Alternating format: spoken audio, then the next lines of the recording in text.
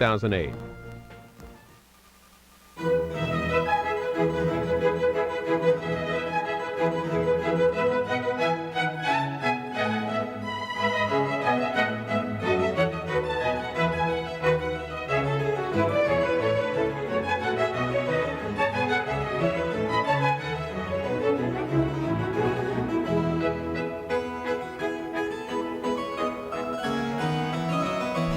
This is C-SPAN's America and the Courts. Next, oral argument on the national motto, In God We Trust. Michael Newdow, an atheist, seeks to have In God We Trust removed from U.S. currency.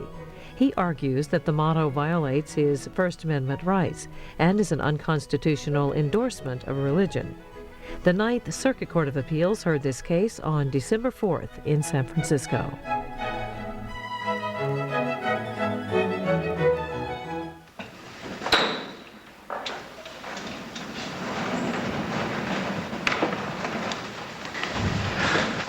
Good morning, ladies and gentlemen. We'll take the cases in the order in which they appear on the calendar. First case is Michael A. Newdow versus Pacific Lefevre. Peter Lefevre. Mr. Newdow. Thank you, Your Honor. May it please the Court, if possible, I'd like to reserve about 6 minutes for rebuttal. Yes. Could you move that microphone somewhat closer to you? Sure. Thank Is you. this better? Okay. Try to keep track of your own time. I'll try also. Okay. Good morning, and if it please the Court, I'm an atheist. I don't believe in God. I actually deny God's existence. And I think that I'd like to have the same respect for my view that God doesn't exist that people have for their view that God does exist. That's what this case is about, simply respecting equally the divergent religious views. I have a church. It's the First Atheist Church of True Science. And I know when I say that, people scoff. What are you talking about? How can you have a church that doesn't believe in God? That's exactly the point, that you shouldn't scoff at that. That's a real idea.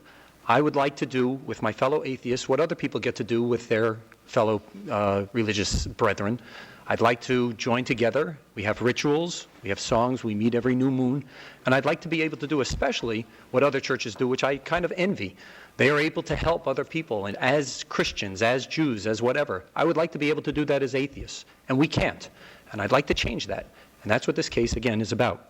What do I want? I want to be treated equally. And the question I would have you ask is, what do they want? They want to have their religious view espoused by the government. And if I understand the Establishment Clause, that's exactly what it exists to prevent. They shouldn't be able to do that. The Supreme Court has told you repeatedly, all right, the last time was in McCreary County, that the touchstone for our Establishment Clause jurisprudence, the touchstone for the analysis, is the principle that the First Amendment mandates neutrality between religion and religion and between religion and non-religion. All I'm asking is to follow what the Supreme Court has said. In Appendix C to the opening brief, you have a listing of 30 separate majority opinions of the Supreme Court saying the same thing. And the lower federal court cannot responsibly decline to follow the distinct and explicit rules of the Supreme Court that was stated in this circuit under Underwood, right? You've had that. They keep telling you have to treat people neutrally. You cannot possibly say that as between the belief that God exists and the belief that God doesn't exist, we're treating them neutrally when our national motto is In God We Trust. That's totally inconsistent. Mr. Newdow, wasn't the purpose of the Establishment Clause not to establish a church, but rather there should be a separation of church and state, not religion and state? It was it not the purpose not to establish a particular religion as the church of our nation, as opposed to saying that, as you said, that God is removed from every reference in the Constitution or in our pledge? Well, I think the Supreme Court, has answered that when it says it wants neutrality between religion and non-religion. It's talking about belief in God and non-belief in God. And I think what we have to do is separate, first of all, the words are respecting an establishment of religion. When James Madison first introduced it, he introduced it as any religion, any federal religion, any national religion. And that was expanded, all right? They made the words very broad. No law respecting an establishment of religion. James Madison vetoed, the father of our Constitution, in 1811, vetoed a bill which just would incorporate a church in the District of Columbia. He thought that was a violation of the Establishment Clause. So it's a very, very broad concept. And the idea is that we want to treat everybody's views equally. We have basically religion, which is all that stuff that has to do with opinions about supreme beings, including atheism, and we have other stuff that has nothing to do with religion. And the First Amendment separates those out. So geology and French literature and all that stuff is over there. And then here we have religion in the First Amendment. And then within that realm of religion, it gets confusing because then the Supreme Court sometimes talks about religion and non-religion, but both of those are in that big realm of religion. And both of those need to have equal respect. And that's the problem. We're not being respected equally. Mr. Newdow, what was the last Supreme Court case where they stated that the First Amendment was intended to do what you just said, to differentiate, not only prevent the government from establishing a particular religion, but supporting religion as a whole as opposed to non-religion? I think McCreary County, the quote exactly was that the touchstone for our analysis, right? They're saying this is the first thing you should look at. The touchstone for our analysis is the principle that the First Amendment mandates neutrality between religion and religion. So within that realm, religion and non-religion, they're talking about those that believe in God and those that don't believe in God. And is it your position then that any reference, following up on what Judge Nelson just asked you, any reference by the government to God, a God, the God, God, is a violation of that neutrality, should not be done at all? Absolutely not, and that was how they've tried to depict this. All right, there's absolutely no way. I want God to be referenced when it should be referenced. God in the Declaration of Independence, it's there, right? It's kind of hard to take them out. It's going to be very difficult. And clearly the original framers believed in God. There's no question about that. But the framers were also white. They also were men. They also were property owners. We didn't make a constitution just for those individuals. We made it for everyone. And they explicitly stated that over and over. This is a constitution for all of us, including people who don't believe in God. That was an objection. Some people said, Amos Singletary said, well, we'll get an atheist or a papist. They couldn't stand Catholics either at that time. They said, we'll get one of those in office. They said, no, you can't do that. We want everybody to have an opportunity and to be treated equally. If there's a reference to God, we don't want hostility toward religion. I don't want hostility to God. I want to do, as I say, I want to emulate what Christian and other churches do. I want to be able to help other people and get together, but I want to be able to do it as atheists. And the government of the United States sends a message constantly that you can't do it as atheists. All right, when they say, in God we trust, they're simultaneously saying atheists are wrong. You can't have in God we trust and have any credence to... By the way, let me ask you on that a slightly different question that goes to your standing on your claim to eliminate the motto of the United States. What is your particularized injury as opposed to that of anybody else who might share your beliefs that causes you to have standing as to the motto claim? Well, the motto claim is sort of intertwined with the money claim. Okay, but I would answer. But there are different counts, are they not? They are different counts. You could win on the money claim and lose on the motto claim, could you not? Absolutely, and I agree. It's much more. So let's concentrate on the motto claim. Well, Tell me what your standing argument is on the motto claim. The problem is that what the government will say is, on our money, all we're doing is we're replacing our motto on the money. All right, and the fact is the motto is a purely religious claim. Well, just to answer his question, and standing on the motto claim. If there were just a motto and it wasn't used on the coins, I think I'd have difficulty with standing on the motto claim. Thank you. However, I would argue, all right, that this court did a very good analysis in the Ninth Circuit did in the Vasquez case. It went very clearly through standing, and it says when you are turned into an outsider, essentially, right? When you are stigmatized, as the Supreme Court discussed in Allen v. Wright, and it affects you personally, then you have standing. The question is, could I argue that the motto somehow affects me standing personally outside of the coins, and I don't think I can. Okay. Okay. Pardon me for interrupting you. Please No, proceed. I'm sorry. All right, so basically what do we have here today? We have a bunch of excuses to violate that principle that the Supreme Court has told you over and over you can't violate, the principle of neutrality. 30 separate majority opinions. And you don't have to use that test if you don't want. You can use any of their tests. You can use the Lemon test, all right, which this court has reaffirmed multiple times recently. All right, Lemon says you can't do it for a religious purpose. You have in your complaint a listing from, I think, 55 to 138. Every single time when somebody was talking about this stuff in terms of putting in God we trust on our coins and our currency especially, but also as the motto, they said this was to do one thing, to espouse this purely religious view that God exists.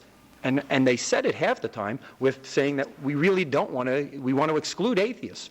Right? Louis Charles Rabot, the chief sponsor of Under God in the Pledge of Allegiance, he put into the congressional record that an atheistic American is a contradiction in terms. I mean, how much more offensive could you get than that?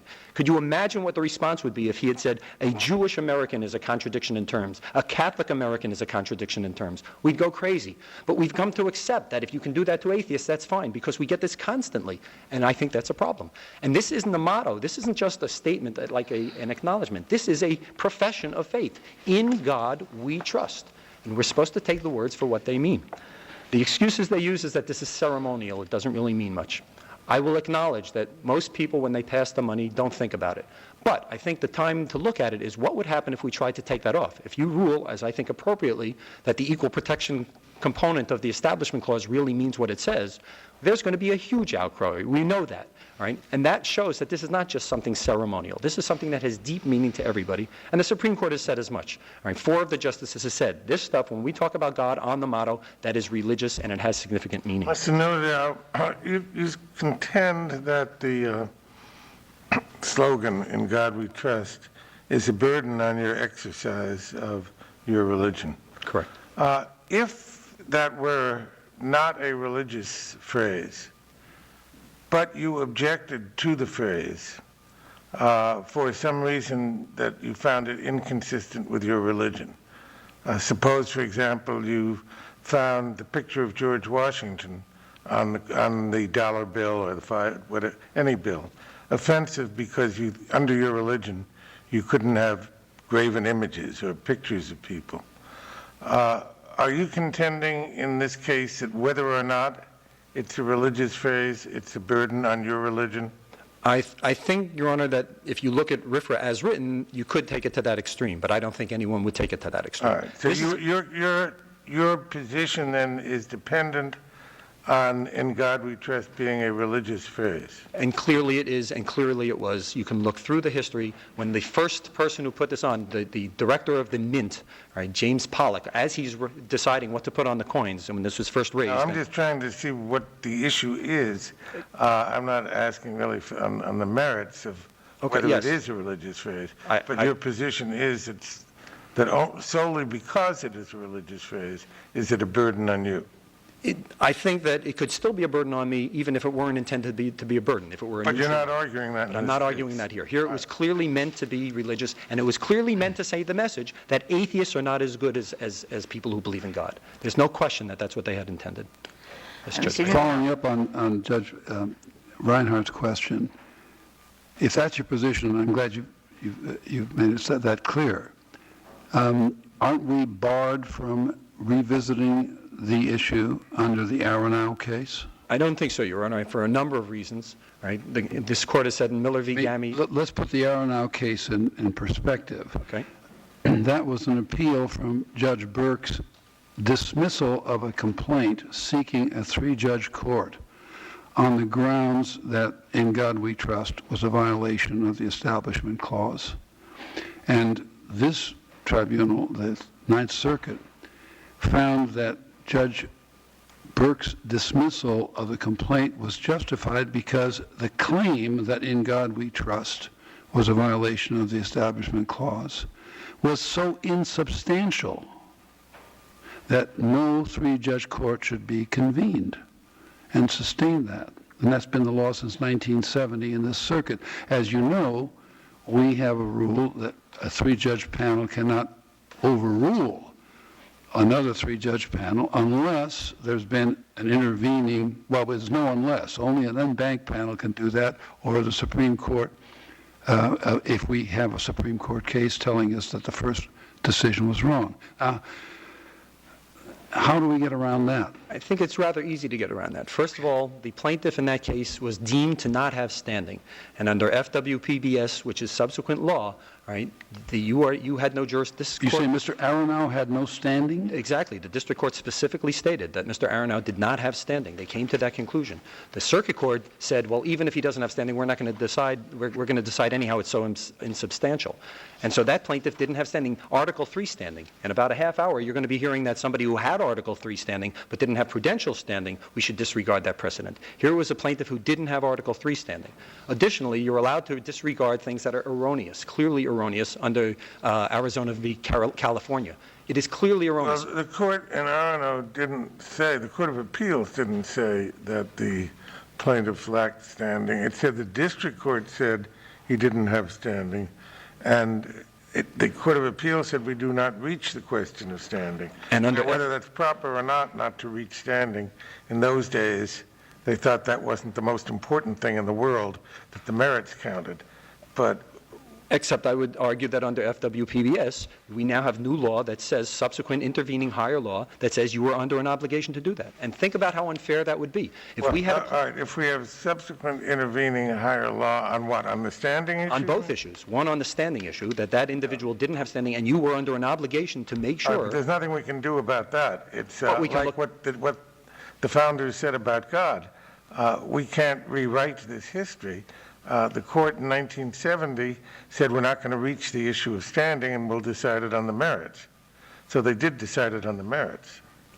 Well, again, they did decide it, but they didn't have a plaintiff who had adequate standing, and the court has Well, they said may or may not. We don't really know. The district judge said he didn't have adequate standing. Well, even if we don't go with the standing rule, I would argue that there's subsequent law, right? Since 1970, on 30 separate occasions, the Supreme Court has said that you need to be neutral, and you can't possibly say that you're being neutral between in God we trust and people who believe in God and people who don't believe in God, and saying that we're in God we trust. Is there a subsequent to 1970 Supreme Court case which has considered the constitutionality of "In God We Trust" either as a motto or as something printed on our currency or coins? No, there isn't, Your Honor. Then what subsequent law? You're arguing that by analogy. I'm arguing that the principle that the Supreme Court has said, all of the tests that the Supreme Court has come up with since 1970, the neutrality test, the Lemon test, the endorsement test, the outsider test, the imprimatur test, the coercion test, all of those tests are violated here. And if you have, that seems to me to be intervening higher law. But Mr. Newdow, although we don't have direct Supreme Court precedent, we have dicta, which is repeated and repeated, that continues to regard the motto as constitutional ceremonial deism. And that's been repeated in many Supreme Court cases. What is your response? My response is that's dicta. No one has ever been. The Supreme Court in Baker v. Carr says we need somebody who has a personal stake in the matter and make the argument to elucidate these difficult constitutional questions. You didn't have that person. The Supreme Court has never read that brief. They don't know the facts that led to the "In God We Trust." They haven't seen the survey that shows, excuse me, by a 3-to-1 margin that Americans think this endorses religion. They haven't seen with the subsequent outcry that happened with Under God and the Pledge when that was ruled unconstitutional. They don't know any of that stuff. Plus, in almost all of those cases, for instance, in Willie v. Maynard in Allegheny County, what that statement was in response to a dissent. And the dissent said, wait a second, if we follow the logic of your majority opinion, we're going to have to take out Under God and the Pledge of Allegiance. That should be the message that comes to this court, that there is a majority opinion that implies that In God We Trust is illegal or unconstitutional. And the dissent says, wait a second, we don't want to do that without any briefing. And the majority says in response, or like Justice Mr. Newdow, I forgot to stop you with 6 minutes. Okay. So if you stop right now, we'll give you 6 minutes. Okay, super. Thank you very much. Good morning. May it please the Court. I'm Lowell Sturgill from the Department of Justice representing the federal defendants. The district court correctly held that this case is controlled by this court's decision in Aronow. Mr. Newdow concedes that that case is essentially identical to the claims raised in this case. In Aronow, as you have discussed, the court held that the motto statute and the inscription of the motto on coins and currency is consistent with the Establishment Clause. In so ruling, this court held that the motto is a patriotic and ceremonial in nature. It also held that the inscription of the motto on coins and currency has a permissible inspirational quality. And in holding that, it relied on the House Committee report at the time that the motto was adopted and relied on that. Mr. Newdow ignores that, but I think that's the best place that you can look to find the purpose of including the motto like that and adopting it as the national Counsel, motto. if the motto has a permissible inspirational message under Aronow, isn't that inspiration religion tainted? It's not, because the committee report explained that what was inspirational is that the motto reflected the unique history of this country. The motto, the phrase "In God We Trust," came from the Star-Spangled Banner, our national anthem. And what the House Committee found in examining this was that that was what was inspiring people, that they could look back to the unique history of our country and find that phrase in something as central as the national anthem.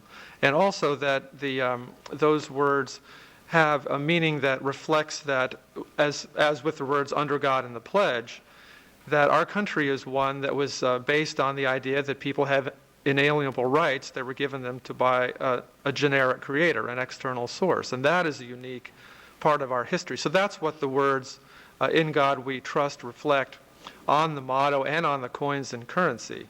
And the Supreme Court has emphasized that in determining what the reasonable observer would view, the reasonable observer is held to be accountable and to be aware of the full history and range of context that would be involved in reviewing any particular government action in the words. So the Aronow decision... Does that mean it's not a religious statement?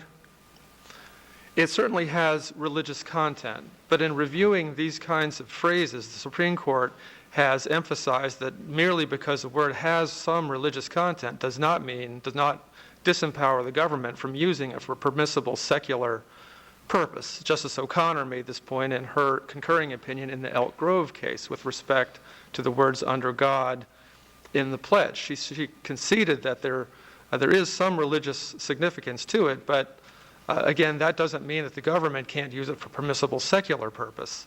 What's the secular purpose of using "In God We Trust"? The inspirational quality that Aronow mentioned? That's right.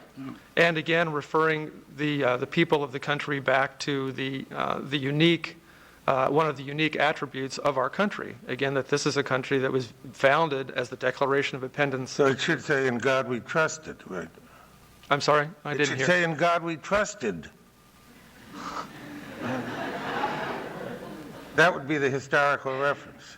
Well, the words "In God We Trust" were taken verbatim almost from the national anthem. And when the committee But was if it's historical, we're discussing the past.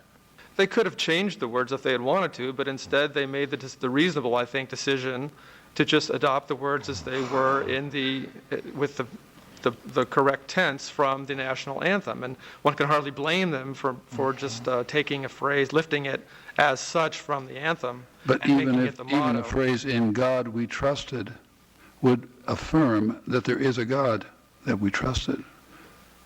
I assume Unless he were dead, he'd still be around. I assume Mr. Newdow would object to that as well. Yes. Mr. Newdow's argument is that Aronow is no longer controlling because it has been enfeebled by subsequent Supreme Court cases. But instead what you will find, as you have discussed, is that the Supreme Court, in two majority opinions, has specifically referred to the motto as being consistent with the Establishment Clause. The court used the reference to the motto in those cases as a benchmark by which it evaluated the constitutionality of the practices that were at issue in those cases. And thus, the approval of the motto was an important part of the Supreme Court's reasoning in those cases. Our position is that's sufficient to make that reference binding as a matter of precedent. And which cases do you have in mind, counsel? Lynch versus Donnelly is the first case, and County of Allegheny is the second case.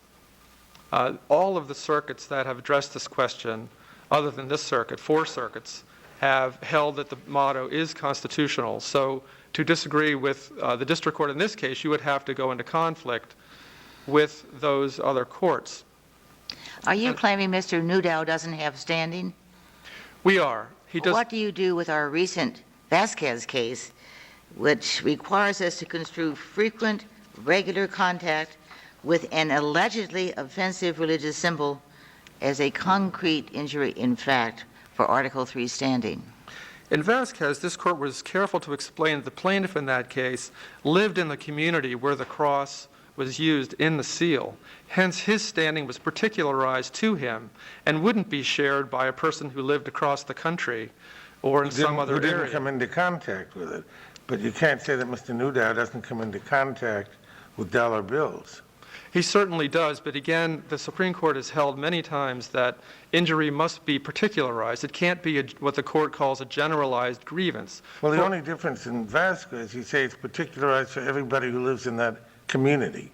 The difference you're saying is that because everyone in that community comes in contact with the cross, they have standing, but people in other communities don't come into contact with that cross. I think Is that the difference? That's the best way to reconcile that case with what the Supreme Court held in the Valley Forge case.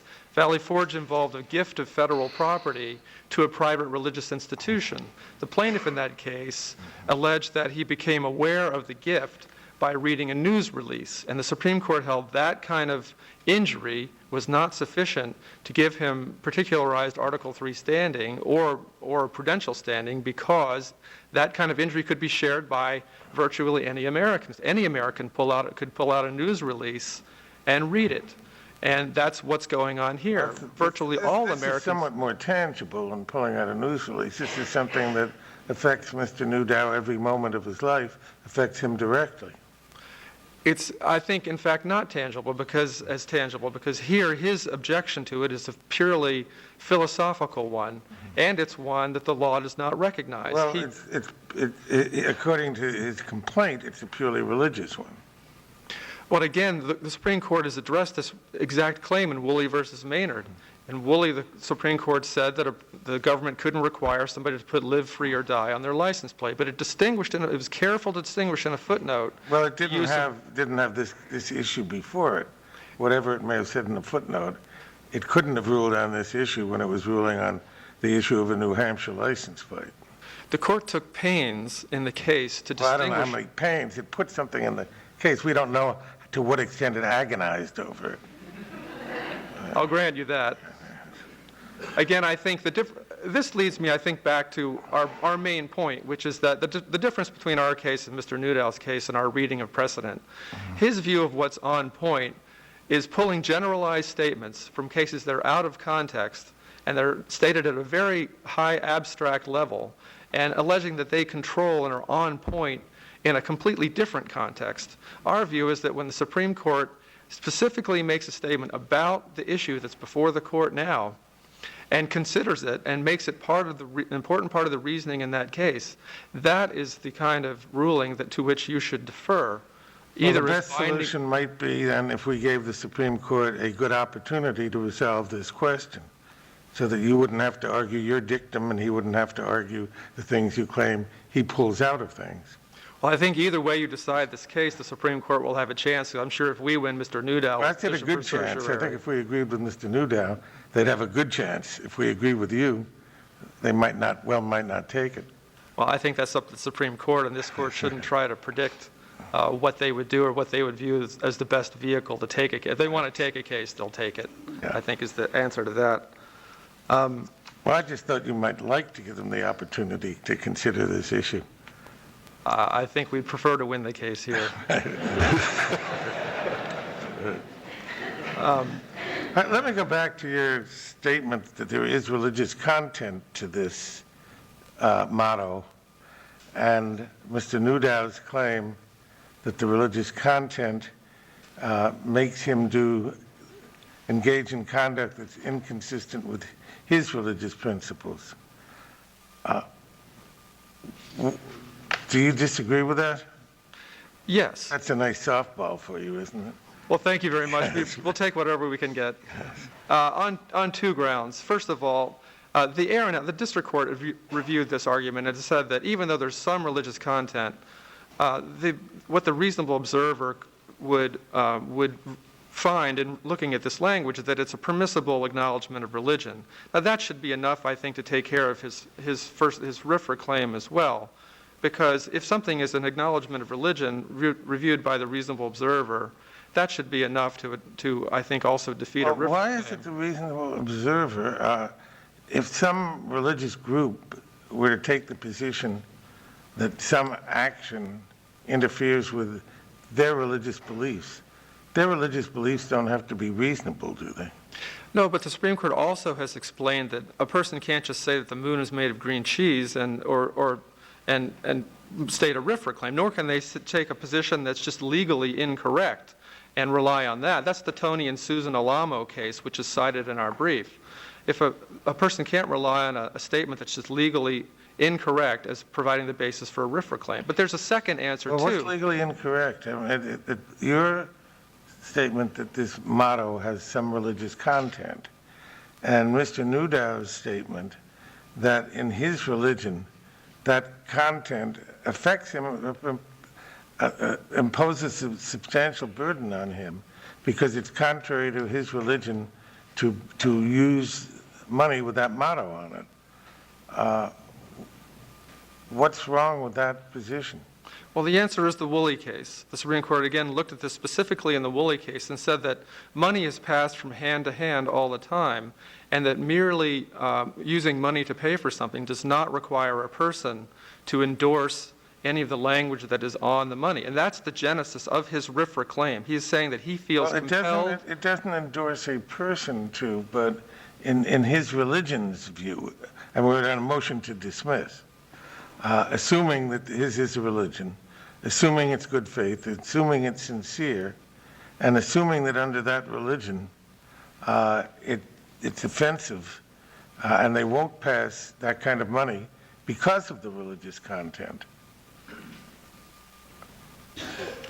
What's wrong I with think you that? have to look at the genesis of his claim. The nut of his claim is that he can't use the money because using the money requires him to endorse the words on the coin.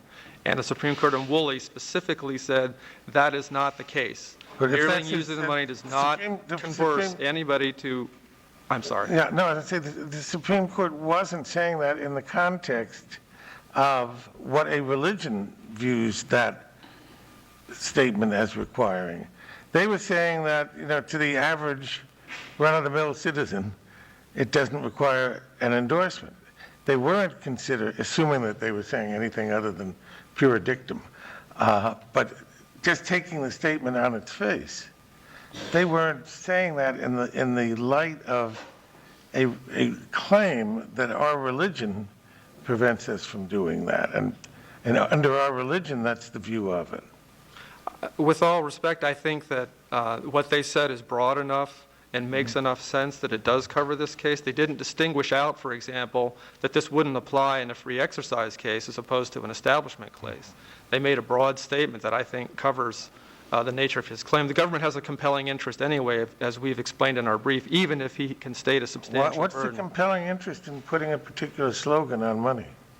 Well, as Justice O'Connor explained in her Elk Grove opinion, these kinds of statements sustain the nation even today. For example, Mr. Newdow, I assume, would not want us to sing God Bless America or the national anthem because they have the word God in them. But as Justice O'Connor pointed out, these are important things to the nation, especially in this time, and they shouldn't be taken from the country. I think the words in God We Trust have an inspirational quality, as this court stated in the Aronow case, and that should be a sufficient interest to be a compelling interest. But doesn't Aronow discredit the validity of Newdow's beliefs? Not at all. Because again, this is his mistake too. He claims that the legislative history of the In God We Trust showed that Congress was meaning to denigrate atheists, but there's nothing of that at all in the committee reports. For example, the committee reports say nothing about atheists. What they say is that Congress was wanting to adopt these words because they were in the national anthem. They seemed like a good words. They've been universally accepted. As far as it could tell, it would be good words for a motto. And that was it. So they weren't intending to denigrate anybody. And because the reasonable observer does view them that way, then they're not a denigration of anybody.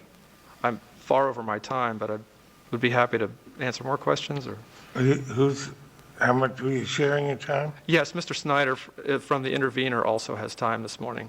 He's got 4 minutes, 34 He seconds. was supposed to have 8, and Well, we'll bargain with him. thank you, Your Honor. Okay. May it please the court, one of the primary issues before this court is whether an acknowledgement of religion is the equivalent to an establishment of religion. An establishment of a religion involves sponsorship, financial support, active involvement by the sovereign in religious affairs, whereas acknowledgement is minimal, historical, ceremonial, generally non-sectarian. The motto falls within the category of an acknowledgement of religion. Our national motto, "In God We Trust," is consistent with the presuppositions, the political presuppositions of our country, that people are created by God and they are given certain rights. Fundamental rights cannot be removed at the discretion of the government. When the government removes those rights, it is acting illegitimately. "In God We Trust" is reflective of that history. And as such, the national motto is not an establishment of religion. There is an issue that has been raised relative to neutrality. And does can government do anything which supports one religion or all religions? Now, taking that particular position would be inappropriate and work a draconian effect on cases involving solemnizing acknowledgments of religion. Sometimes the Supreme Court refers to these inartfully as ceremonial deism or tolerable references to religion, de minimis acknowledgments of religion. But if government were to remove all emblems of our religious heritage from civic life, such a purge would work an unconstitutional hostility towards religion. Mr. Schneider, in every jury case, when a witness takes a stand, he's asked to either swear or affirm to tell the truth. It doesn't seem to bother the taking of evidence. So he doesn't have to swear that he's going to tell the truth, not swear to "so help me God." He can just say, "I affirm to tell the truth." That doesn't really eliminate our system of trial, does it? It does not. So isn't your statement a little bit broad, that the removal of God from everything would cause the Republic to tremble? Well, the Justice Kennedy has said that such removal would work and would cross the line and work an unconstitutional hostility towards religion. As one court has opined, atheism would become the default religion under the Establishment Clause.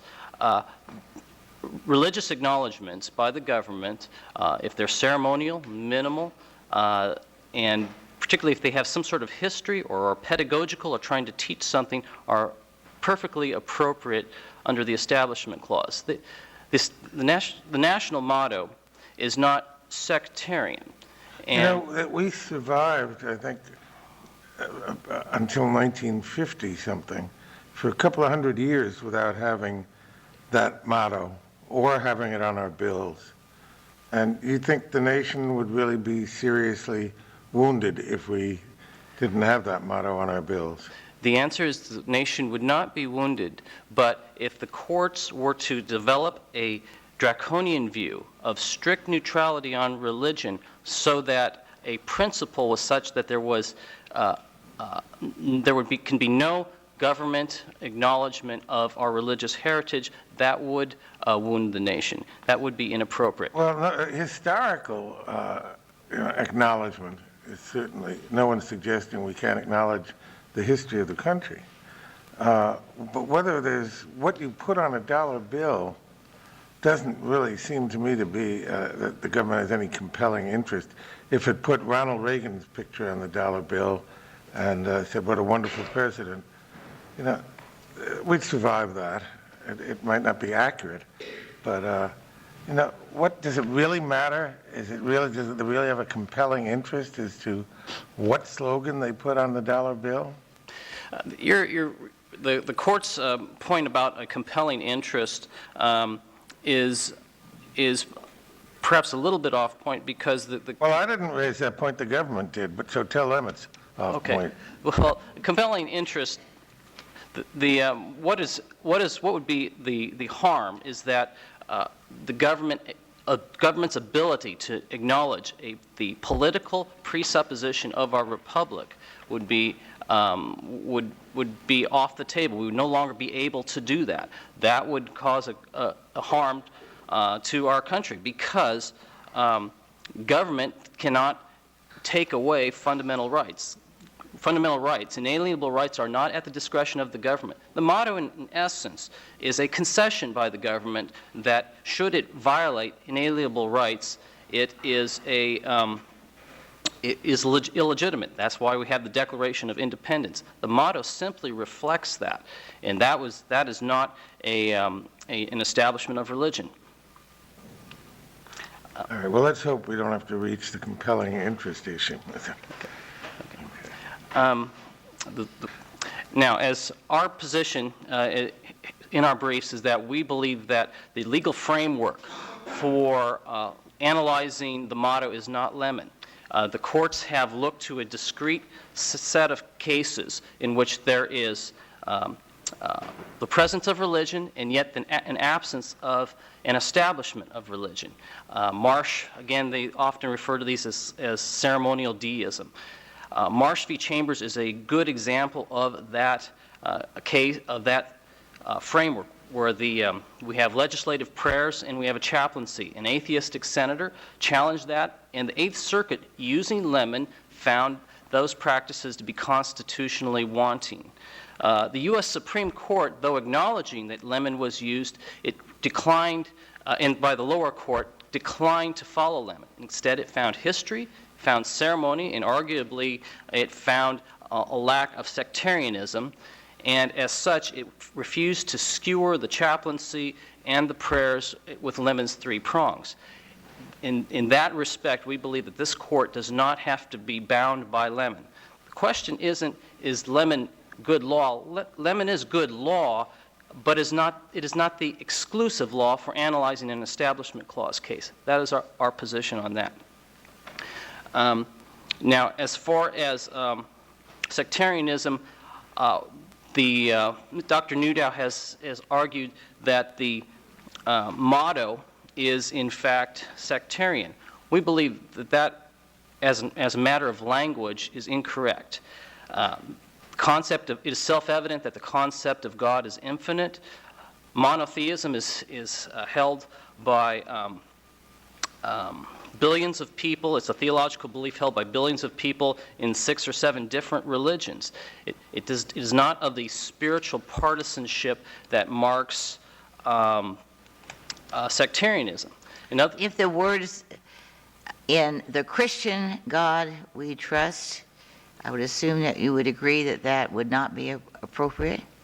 That would not be appropriate because it is not reflective of the originating documents. The Virginia Bill of Rights, which the First Amendment was taken from, they had at first put in reference to Christ, and that was stricken. They wanted it to be a little broader. And we think that Congress has been careful in not be sectarian in this matter. And so it is our view that the motto is not sectarian, and thus it should not be ruled as a violation of the Establishment Clause.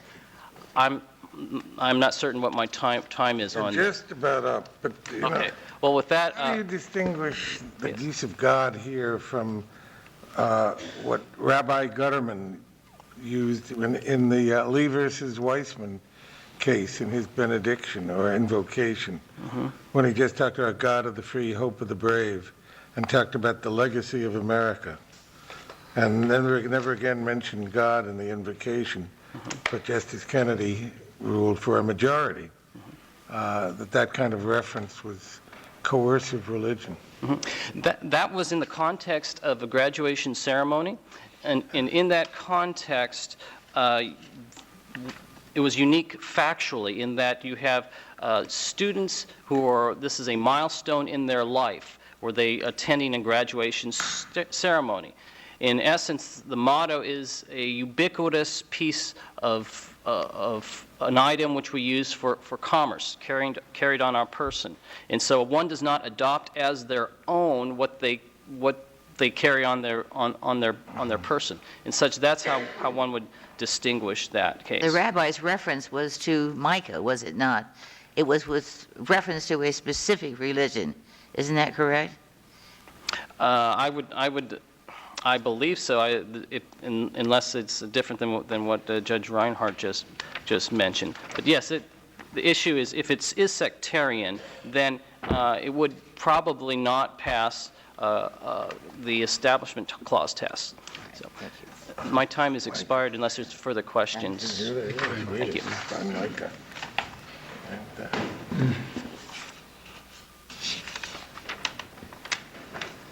This is always the hardest part for me because there's so many things to address. Let me first start by the binding precedent on Aronow. Right? Aronow said the motto has no theological impact. Right? That, it seems to me, is clearly wrong, and under Arizona v. California, if something is clearly erroneous, it doesn't have precedential value. The President of the United States says that the words of the motto... Pardon me, sir. It may not have any precedential value to the United States Supreme Court, but here in the Ninth Circuit, we are bound to follow what other Ninth Circuit decisions have held, no matter how erroneous we think they are, until the en banc court overrules it. My reading of the Supreme Court case in Arizona was that if, in fact, something is clearly erroneous and will work a manifest injustice, was what they said. You may be right in the Supreme Court, but I don't think you're right with respect to the Ninth Circuit. Okay. Well, I will try another. In Woolley v. Maynard, they discussed, the actual quote was, "The state's interest to disseminate an ideology cannot outweigh an individual's First Amendment right to avoid becoming the courier for such message." Right? That was what they responded to and said, well, wait a second, if that's true, then we have problems with "In God We Trust" on the coins. Right? With no briefing, the Chief Justice Berger, I think, who wrote the opinion, was trying to gather a consensus, and so he said back, well, that's different. The coins you carry on your person and nobody knows about it. That's all he said, right? And the fact is that, yes, the coins you carry on your person, I have on my body, not right now, okay, but when I have to use it, I have this message that says, "In God we trust." And I don't mean to get into theology, but let me just mention that the God that they're talking about is the God of the Bible. That Bible says, okay, in Psalms 14:1, "The fool hath said there is a God. They are corrupt. They have done abominable works. There are none that doeth good." That is the word of this God I supposedly am having trust in. And it further says... Excuse me. How do you know which God? Yes.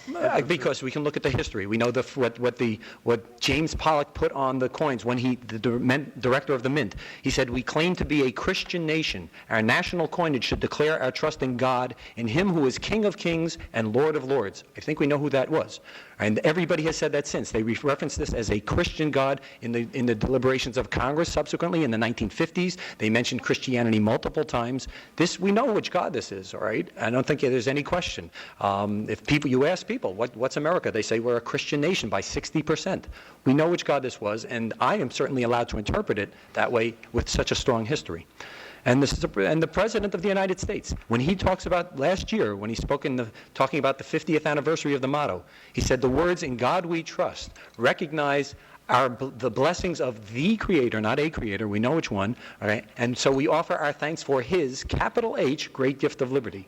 I think we know which God that is. And let me just finish with Leviticus in 24:16. "Whoever blasphemes the name of the Lord, he shall surely be put to death." I don't think I should really be required to carry around somebody who wants to kill me or that I trust in such a person. The other issues are that the history and tradition that we keep hearing about.